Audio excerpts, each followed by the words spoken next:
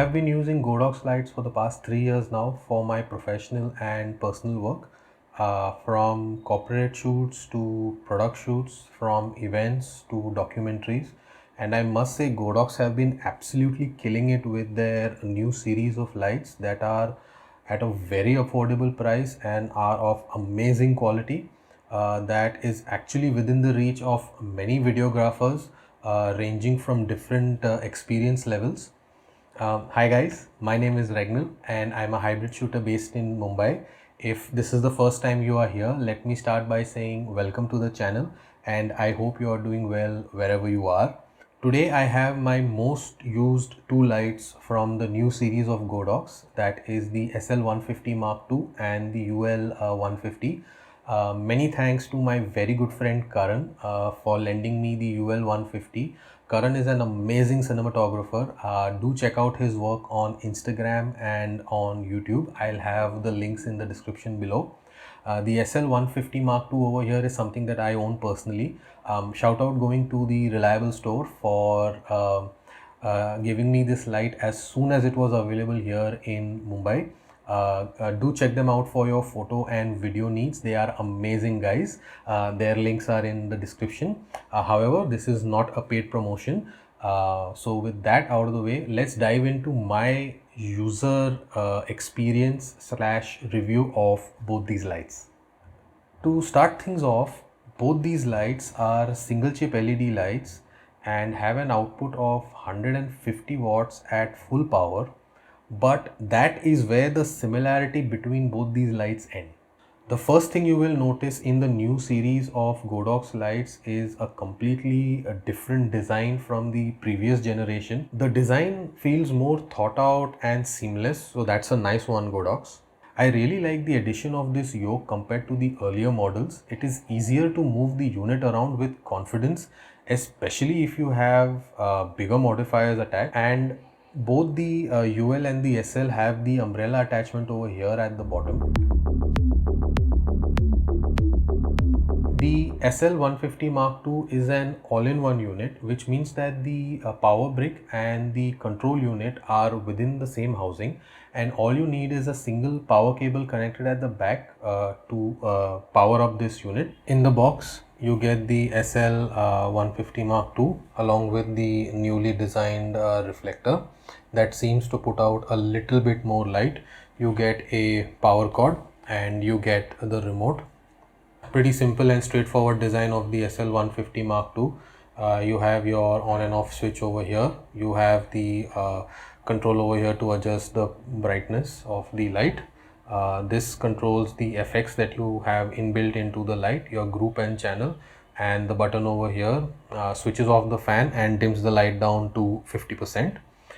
You have, I believe, 8 onboard effects in this Godox SL150 Mark II. I'll just have the list on screen of what effects it has. So you can turn on and power on and off the SL150 with the supplied remote. Although there is a slight lag, the light goes from 1% all the way up to 100% in different increments.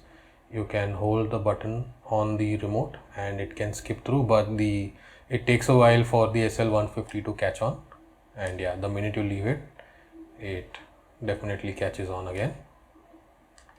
You need a dedicated DC power supply for this light and is well suited to situations where you know you have access to power, as you don't exactly have options of using battery to power this unit up. However, the UL150 is a completely different story here. So what you see in front of you is the main unit of the UL150. In the front you have your LED chip, and on the back this entire body that you see is just a massive heatsink. Over here we have the power brick, a massive power brick. Now I know why they call it a brick, because literally it is the size of a brick. It is connected with a DMX cable. And this is the long enough power cable that connects to the power brick. We have the second DMX cable over here that is connected to the controller. That's the controller that we have right over here.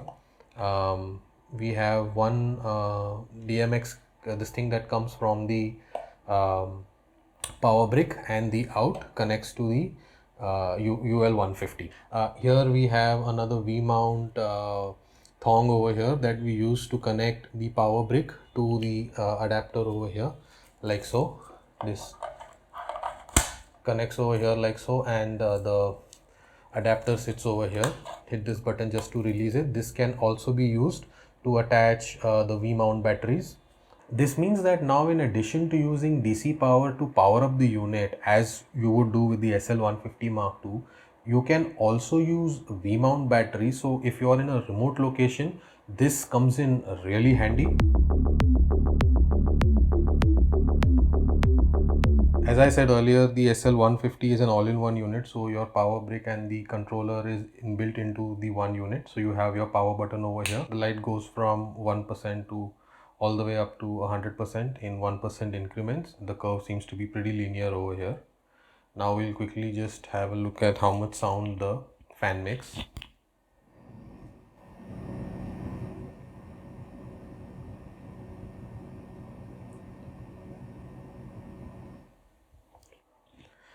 Now one trick that the SL has up its sleeve is this white button over here. The minute I press this button, it shuts off the fan, but it also dims the light by approximately 50%.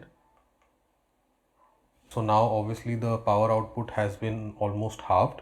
Let's have a look at how much sound this makes.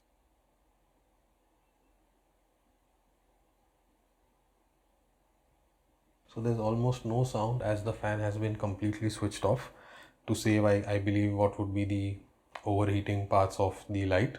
Again, so now from a 150 watt light, you approximately have a 75 watt light, which makes no sound.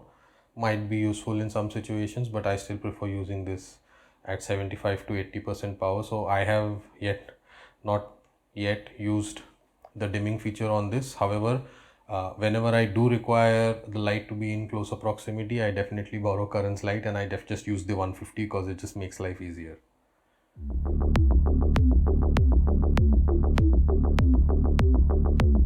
Here I have the 150 all set up. So you have the DMX cable that runs to the controller over here, and the other cable connects down to the power brick. The light is controlled via the control box. You can switch it on and off by holding the button over here. The light goes from 0 incrementally all the way right up to 100.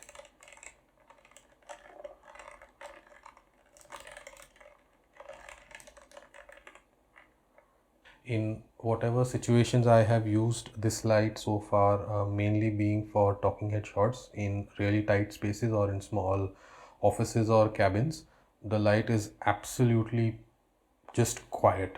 Like right now, I will just place my mic over the light over here.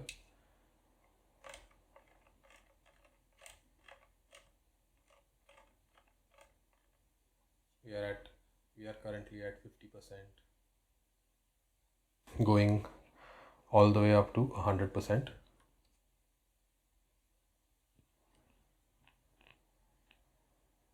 Now the major upselling point of the UL 150 is that it makes no sound at all, as you just saw, which is just absolutely unbelievable.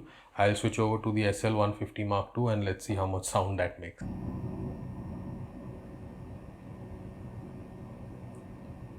This fanless design of the UL 150 is the absolute star feature of this particular model and might be important to some.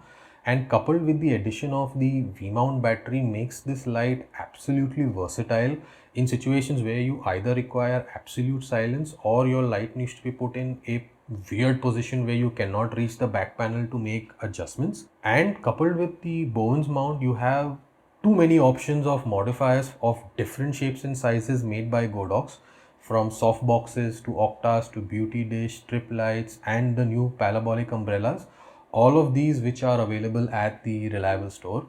That was my take on the new series of Godox lights. After using them in the field for the last few months on paid assignments, I am absolutely satisfied with the light output and the performance of both of these lights.